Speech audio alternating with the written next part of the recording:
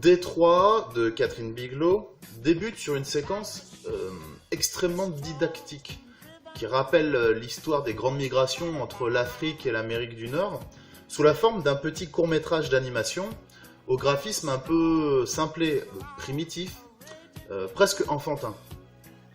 Alors plus tard dans le film, tandis que la garde nationale investit les rues à grand renfort de soldats et de chars d'assaut, une petite fille regarde tranquillement chez elle un dessin animé à la télévision. Curieuse, elle s'approche de la fenêtre, soulève le rideau et observe le défilé militaire qui a lieu un peu plus bas. Quelques secondes plus tard, le temps d'un raccord alarmiste, la fenêtre est pulvérisée dans une déflagration sonore extraordinaire, aussi extraordinaire qu'épouvantable.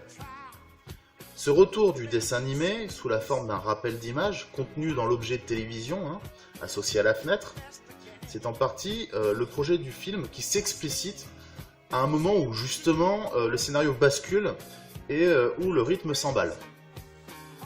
Alors on a souvent dit, entre autres, que le cinéma est une fenêtre ouverte sur le monde. Et c'est exactement la fonction que réactive Catherine Bigelow ici dans cette séquence pour son film.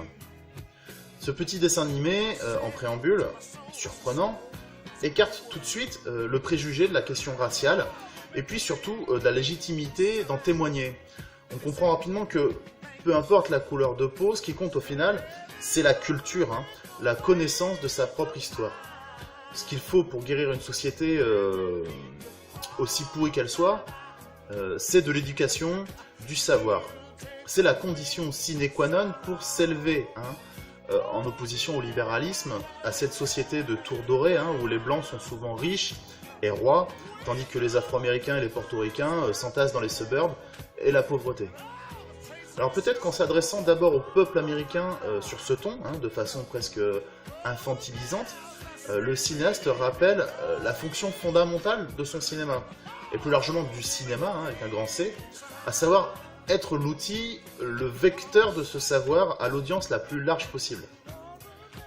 C'est une adresse directe à un public plutôt friand, ces temps-ci, de super-héros de pacotille, de culte fasciste, à peine déguisé, où l'on prône encore le culte du surhomme, avec tous les soucis de whitewashing que cela a pu entraîner jusqu'à encore récemment. Le casting de John Boyega, d'ailleurs, étant exemplaire de ce problème bien actuel dans la mentalité du spectateur américain moyen, puisqu'il a joué, bien gré mal gré, ce rôle d'ouverture, de présence de l'acteur noir au cœur d'un film, le nouveau Star Wars, façon J.J. Abrams, où les héros sont un noir et une femme, en opposition à un jeune blanc qui, lui, a viré du côté obscur de la force.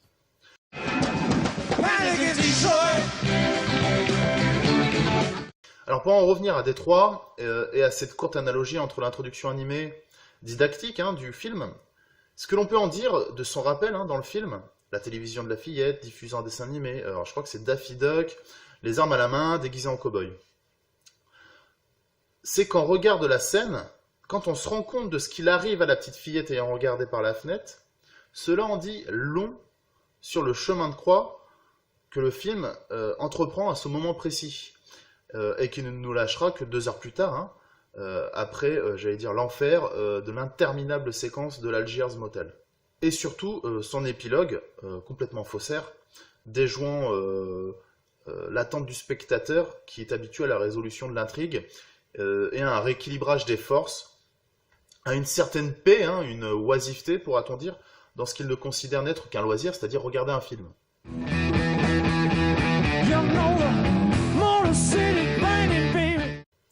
Alors le film, justement, est superbement écrit. Il nous fait passer avec élégance d'un petit drame, la descente dans un troquet illégitime, illégitime ou pas d'ailleurs, la question doit se poser. Alors ce drame, qui est un véritable petit film dans le film, avec ses acteurs principaux, son intrigue, et qui va évoluer très vite vers les premiers signes véritables de l'émeute, d'abord par quelques protestations ponctuelles, puis rapidement vers l'embrasement total du quartier. Notons au passage que lorsque l'image change de format, contrairement à d'autres films qui lui sont contemporains, suivez mon regard, cela veut vraiment dire quelque chose. Il s'agit d'un basculement dans le régime de l'image, il s'agit d'archives réelles, de témoignages en direct que le film va inclure dans sa progression naturellement. Il n'y a aucune tentative de tromper le spectateur La démarche, elle est claire et prévenante. Le film n'est qu'une illustration finalement ludique de ces images-là, et non l'inverse. Alors parmi la multitude de passages marquants, il y a cet autre moment, une fois encore silencieusement subversif, où le père de la dernière victime de l'Algiers Motel doit se confronter au cadavre de son fils, à la morgue, comme c'est coutume de le faire pour identifier définitivement la victime.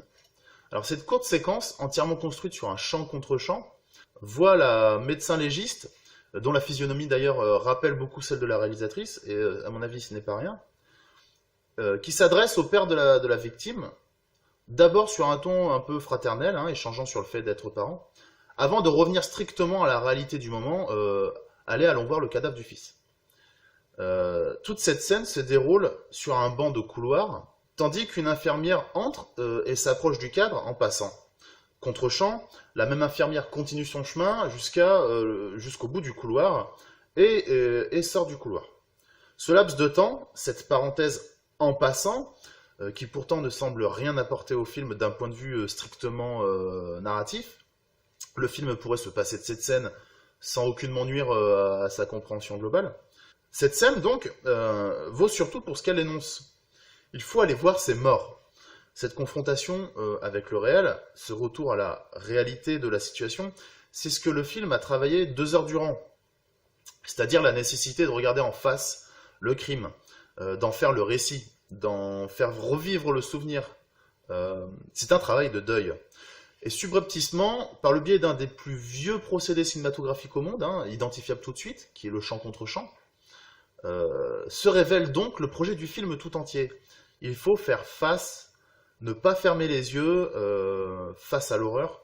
Il faut comprendre, essayer de comprendre, chercher la vérité dans l'événement, passer d'un statut passif, hein, subir, être victime, spectateur hein, d'un événement, à quelque chose de plus proactif, rendre compte, continuer à faire vivre cette mémoire de l'événement, de cette tragédie, hein, la faire sortir du silence, de la douleur, de l'oubli. Détroit ne propose aucune résolution classique au récit, ne conclut pas les événements de l'Algiers Motel comme le spectateur lambda attend qu'il le soit, c'est-à-dire avec une forme de justice, hein, une rétribution qui échangerait la douloureuse évocation d'une réalité pour un peu de fiction, une sorte d'apaisement final artificiel, complètement mercantile. Hein. Je paye pour être heureux en sortant de la salle. À la fin de Détroit, il y a une sorte de parodie de film de procès, comme l'américain moyen, hein, friand de ce genre, aime à les regarder. Mais malgré les nombreux retours au tribunal, les tentatives de condamnation, le suspense hein, qui en ressort à chaque énoncé de verdict, le film montre que rien n'a été fait pour corriger la tragédie, pour rendre compte hein, légitimement de cet événement. Black day in July. Black day in July. Le film donc se conclut sur le destin brisé de Larry Reed, devenu chanteur de chorale dans une église, chantant justement une prière, hein, triste rappel de la prière chantée plus tôt dans l'Algiers Motel. C'est un gospel dont les paroles sont confondantes de simplicité. Le cadre, proche, en très gros plan, avec ce style reportage, hein, si caractéristique de la metteur en scène, filme le chanteur de 3/4 d'eau, puis semble le perdre un peu, avec comme un problème de mise au point, le chanteur disparaissant dans le flou, puis revenant à l'image, comme si on venait de le retrouver. Il faut même faire appel au montage, hein, le temps d'un insert sur le pianiste, pour mieux revenir à lui, en changeant l'angle, hein, de face, toujours aussi pointé sur son visage, mais avec la distance de ses choristes dans l'entre-deux. Et puis, à la finalité de ce changement d'angle, le cadre semble enfin avoir saisi le chanteur.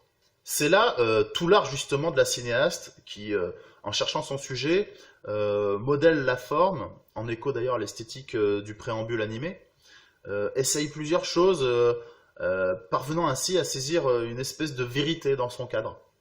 Finalement, et dans son absence de résolution, c'est une forme de vérité absolue auquel le film essaye de coller, comme en témoigne d'ailleurs le carton final, en faisant allusion au travail de recherche ainsi qu'au statut de reconstitution hein, du film.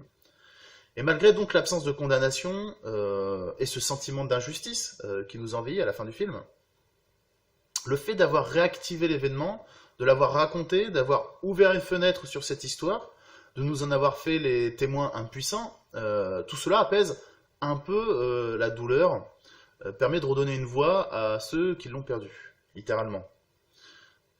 En ramenant les événements de l'Algiers Motel au premier plan, sans avoir à travestir la réalité, Bigelow réussit cet incroyable tour de force d'exorciser la société américaine contemporaine. On a la rage à la fin du film, c'est clair. C'est exactement le but que le film s'était fixé, c'est-à-dire réveiller les plus endormis d'entre nous, leur faire prendre conscience. Avec cette rage, en quittant la salle, nous ne sommes plus tout à fait spectateurs. Quelque chose a bougé dans les lignes, même si c'est purement intellectuel, mais on a l'impression que, pour une fois, être allé au cinéma, ça nous a rendu un peu plus maîtres de nous-mêmes. C'est comme si le film nous avait pris et nous avait rendu comme acteurs de notre propre monde à la sortie de la salle.